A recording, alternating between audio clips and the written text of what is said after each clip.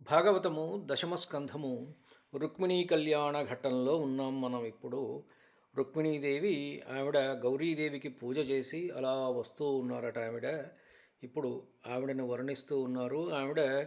రుక్మిణీదేవి శ్రీకృష్ణ పరమాత్మను చూసే విధానము, ఆ తర్వాత జరిగే కథ మనం ఇప్పుడు ఈ రోజుటిదనమాట.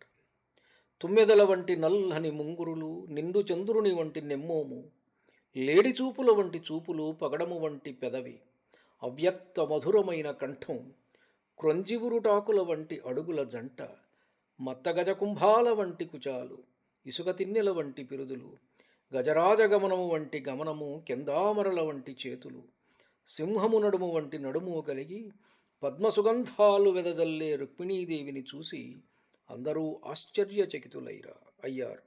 అంతేకాదు, ఆ చెలువ చిరునవ్వుల వల్ల, సిగ్గుతో కూడిన చూపుల వల్ల అక్కడి రాజకుమారులకు మనసులు చెలించాయి. వారు ధైర్యం వీడినారు, గాంభీర్యం వదలినారు, గౌరవం మరచినారు, చేష్టలుడిగినారు, తెలివి మాలినారు, ఆయుధాలు జారవిడిచినారు. ఏనుగులు, గుర్రాలు, అరదాలు ఎక్కలేక భూమిపై వ్రాలినారు. లేడి చూపులు గల రుక్మిణి తన ఎడమ చేతి గోళ్లతో ముంగురులు ఎగదోసికుంటూ పయట సరిదిద్దుకుంటూ కడగంటి చుక్కులను రాజసమూహం మీద ప్రసరింపజేసింది.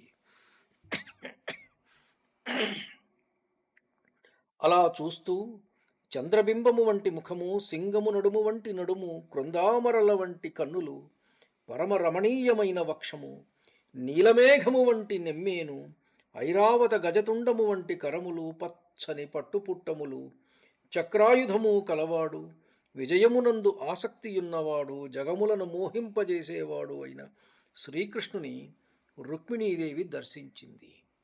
అలా చూసి శ్రీకృష్ణుని రూపము, లావణ్యము, గాంభీర్యము, నేర్పు, తేజస్సు, ఐశ్వర్యము, ఈ విశేషాలకు హర్షించింది. ఆమె మదనబాణాలకు గురి అయి త్వరగా రథమెక్కడానికి కుతూహలపడింది. రుక్మిణీదేవిని పుండరీకాక్షుడు అవలోకించాడు. శత్రురాజ సమూహం చూస్తుండగానే మత్త మాతంగం మాదిరి మెల్లని నడకతో సవిలాసంగా చనుదించాడు. నక్కల నడుమనున్న ఆమిషం హర్యక్షం ఎత్తుకొని పోయినట్లు సకల రాజలోకాన్ని లెక్కజేయక తిరస్కరించి రాకుమారిని రథమెక్కించుకున్నాడు. భూమ్యాకాశాలు ప్రతిధ్వనించేటట్లు పాంచజన్యం పూరించాడు. బలరాముడు వెంటరాగా శ్రీకృష్ణుడు యాదవ సైన్యంతో ద్వారకానగర మార్గం పట్టాడు. అప్పుడు జరాసంధునకు లోబడిన భూపాలకులందరూ వెన్నుని విక్రమాటోపం సహింపలేకపోయారు.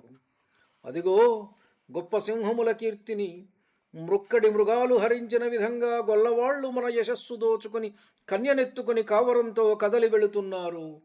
ఇప్పటికి కొరగాని మన ప్రతాపం మరి అప్పటికి మన శస్త్రాస్త్రాలు మంటలలో వేయడానిక? సన్నని నడుముగల ఆ కన్యను వారి బారి నుండి తప్పించలేకపోతే సందుగొందుల్లో సైతం మనలను ప్రజలు పరిహసించరా? ఈ విధంగా ఒకరికొకరు చెప్పుకొని రోషాలు మనసులకెక్కించుకున్నారు, పూనిక వహించారు, కవచాలు ధరించారు, విండ్లు మొదలైన యుద్ధ సాధనాలను చేకొన్నారు, ప్రజ్ఞలు పలికినారు. జరాసంధుడు మొదలైన రాజులందరూ చతురంగ బలాలతో యాదవ వీరులను వెంబడించి నిలవండి నిలవండి అని ధిక్కరించి హుంకరించి పలికినారు. శైలాల మీద జలధారలు వర్షించే మేఘాల మాదిరి వారు శరవర్షం కురియించారు. అప్పుడు యాదవ సైన్యంలోని సేనాధిపతులు చాపాలు ఎక్కుపెట్టి ధనుష్టంకారంగా విస్తూ నిలబడ్డారు. ఆ సమయంలో శత్రువీరులు శ్రీకృష్ణుని సేనను బాణాలతో కప్పివేయడం చూసి భీతిల్లి సింగం నడుము వంటి నడుము కలది, బెదిరిన జింక కన్నుల వంటి కన్నులు గలది అయిన రుక్మిణి సిగ్గుతో శ్రీకృష్ణుని ముఖం అవలోకించింది. ఇలా రుక్మిణి చూడగానే శ్రీకృష్ణుడు, ఓ కమలనయన, చూస్తూ ఉండు, మన యాదవ వీరులు శత్రు సైన్యంలో ప్రవేశించి చీల్చి చెండాడతారు, విరోధులు నొచ్చి విచ్చిపోతారు, చచ్చిపోతారు అన్నాడు. ఈ విధంగా పలుకుతూ వాసుదేవుడు రుక్మిణీదేవిని ఊరడించాడు. అంతట బలరాముడు మొదలైన యదువంశ వీరులు ప్రళయకాలంలో మింట వ్యాపించి పిడుగులు రాల్చే పెనుమబ్బుల చందాన విజృంభించారు. జరాసంధుడు మొదలైన శత్రురాజుల మీద మొక్కవోని కడిమితో అగ్నిజ్వాలలతో సమానమైన వాడి శిలీముఖాలు, నారాచములు, భల్లములు మొదలుగా పలు విధములైన శరపరంపరలను వర్షించారు. ఆ బాణవర్షానికి శత్రవ సైన్యంలోని మదపటి ఏనుగులు తునాతునకలైనాయి. గుర్రములు చెదిరిపోయాయి, రథాల పైకప్పులు విరిగిపడ్డాయి, కాల్బలము కూలిపోయింది. గజాశ్వ రథ ఆరోహకుల తలలు తెగి నేలరాలాయి. గుండెలు, నడుములు, మెడలు, చెక్కులు, చేతలు తునకలు తుమునకలుగా మారిపోయాయి. పుర్రెలు బద్దలయ్యాయి. తల వెంట్రుకలు నేల మీద పరుచుకున్నాయి. పాదాలు, మోకాళ్ళు, పిక్కలు తెగిపోయాయి. పండ్లు రాలినాయి. వీరమద్దియలు, భుజకీర్తులు వీడిపోయాయి. చెవిపోగులు, కిరీటాలు, ముత్యాల దండలు జారి పడిపోయినాయి. సింహనాదాలు మూగబోయాయి. గదలు, బల్లెలు, గుదియములు సింహనాదాలు మూగబోయాయి. గదులు, బల్లెములు, గుదియలు, గండ్రగొడ్డళ్ళు, అడ్డకత్తులు, ఈటెలు, ఖడ్గాలు, శూలాలు, చక్రాలు, ధనువులు విరిగి ముక్కలైనాయి. జెండాలు, గొడుగులు, వింజామరలు కూలిపోయాయి. కవచాలు పగిలినాయి. గుర్రాల పౌజు గిట్టల తాకిడికి రేగిన దుమ్ము అంతటా నిండింది. రథాల వేగం వాగింది. వందిమాగధ వైతాళికుల స్తోత్ర పాఠాలు కట్టువడినాయి. గుర్రాల సకిలింపులు, తప్పెటల భాంకారాలు, గజబృందాల ఘీంకారాలు, రథచక్రముల పటపటాత్కారాలు, గుర్రాల నడుమ గంటల ఘణఘణాత్కారాలు, వీరుల హుంకారాలు, ఆభరణాల ఝణఝణాత్కారాలు, నగారాల ధణధణాత్కారాలు, మణిమంజీరాల క్రేంకారాలు, మువ్వల కిణకిణాత్కారాలు, అల్లెత్రాల టంకారాలు, భటుల అన్యోన్య ధిక్కారాలు అణగిపోయినాయి. రాజుల సమూహం చెదరింది. నెత్తురుటేరులు ప్రవహించాయి. భూతభేతాళాల కలకలధ్వని కర్ణగోచరమయ్యింది. నక్కలు, కాకులు, గద్దలు, రాబందులు వీటి అరుపులు చెలరేగినాయి. మొండెములు కదలాడినాయి. మాంసపు గౌలు కొట్టింది. మెదడు, మాంసము భక్షిస్తూ నెత్తురు త్రాగుతూ ఉన్న ఢాకినీ మున్నగు పిశాచాలకు ఆ రణరంగం ఆనందం కలిగించింది. ఆ సమయంలో భయంతో వెనుదిరిగి పరిగెడుతూ జరాసంధుడు మొదలైన ప్రముఖులందరూ ఒకచోటకు చేరినారు. పెళ్లాన్ని పోగొట్టుకున్న వాడి వలె ఏడుస్తూ వేడినిట్టూర్పులు విడుస్తూ వడలిన ముఖంతో తమ ఎదుట దుఃఖిస్తున్న శిశుపాలుణ్ణి చూశారు. శత్రువుల చేతుల్లో పడక ప్రాణాలతో బ్రతికే ఉన్నావు గదా అని ఓదార్చారు.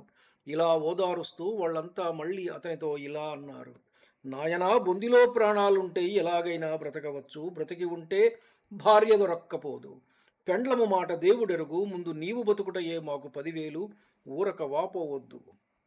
అప్పుడు జరాసంధుడు ఇలా అన్నాడు: శిశుపాల, విను. మానవుడు అస్వతంత్రుడు. బొమ్మలాడించేవాడి చేతిలో కీలుబొమ్మలాగా అతడు ఈశ్వరమాయకు లోనై సుఖదుఖాలలో నాట్యమాడుతుంటాడు. మునుపు నేను మధురపై పరాక్రమంతో 17 పర్యాయాలు దండెత్తినాను. కృష్ణుని చేతిలో నా సమస్త సైన్యం ఓడిపోయింది. నేను బలరాముడి చేత పట్టుబడ్డాను. ఆ కృష్ణుడు దయదలిచి విడిచిపెట్టగా వచ్చాను.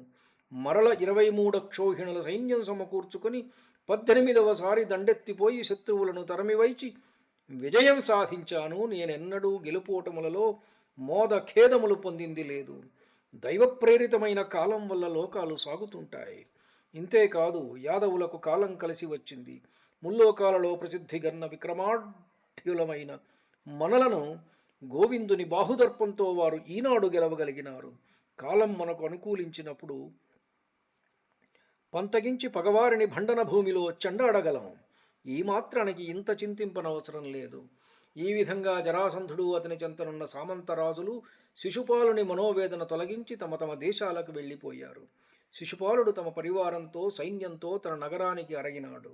అంతట రుక్మిణి అన్న అయిన రుక్మి కృష్ణుడు రాక్షస వివాహ విధానంతో తన సోదరిని ఎత్తుకుపోవడం ఓర్చుకునలేక ఒక అక్షౌహిణి సేనతో యుద్ధ సంరంభం వహించి వెన్నుని వెన్నాడి వెళుతూ సారథితో ఇట్లన్నాడు: నేను భీష్మక ప్రభుని పుత్రుడను, మహాబలవంతుణ్ణి. బల్లిదుడనైన నన్ను పిల్లవాని వలె చులకన చేసి నా చెల్లెలిని రుక్మిణిని గైకొని ఈ గొల్లవాడు అసహాయ సూర్యుని వలె అరుగుచున్నాడు. మన అరదమును అంటతోలుము. పదును గలిగి ప్రకాశించు బాణాలను ప్రయోగించి వాని పొగరనుస్తా. నా పరాక్రమం చూపిస్తా. ఈ విధంగా రుక్మి శౌరి శక్తి సామర్థ్యాలు ఎంతటివో తెలియక సారథిని గద్దించి రథమును కూడా తోలించి, ఓ యాదవా వెన్న దొంగ, క్షణమాగుము అని నిర్లక్ష్యంగా పలికి ధనుష్టంకారమునర్చాడు.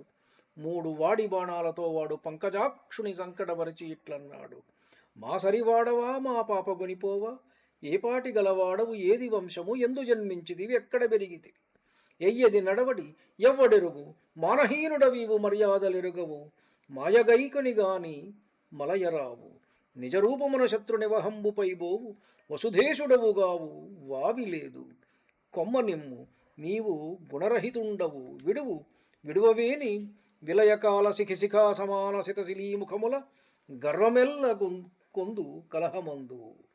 కృష్ణ, మా చెల్లెలని తీసుకువెళ్ళడానికి నీవు మాతో సమానుడవా, నీవెంత మాత్రపు వాడివి, నీ వంశమేది, ఎక్కడ పుట్టితివో ఎక్కడ పెరిగితివో, నీ ప్రవర్తన మెట్టిదో ఎవరికి నీ తెలియదు, నీకు అభిమానం లేదు, మట్టు మర్యాదలు తెలియవు, వంచనము వహింపక ఎదుట పడవు, స్వస్వరూపంతో వైరివర్గం మీదకు వెళ్ళవు, నీవు క్షత్రియుడవు కావు, నీకు వావి వరుసలు లేవు, నీకు మంచి గుణాలు లేవు, మా చెల్లెలని వదిలిపెట్టు, వదలకపోతే ప్రళయకాలంలోని అగ్నిజ్వాలలతో సమానమైన వాడి బాణాలతో కథన రంగంలో నీ గర్వం సర్వం హరిస్తాను.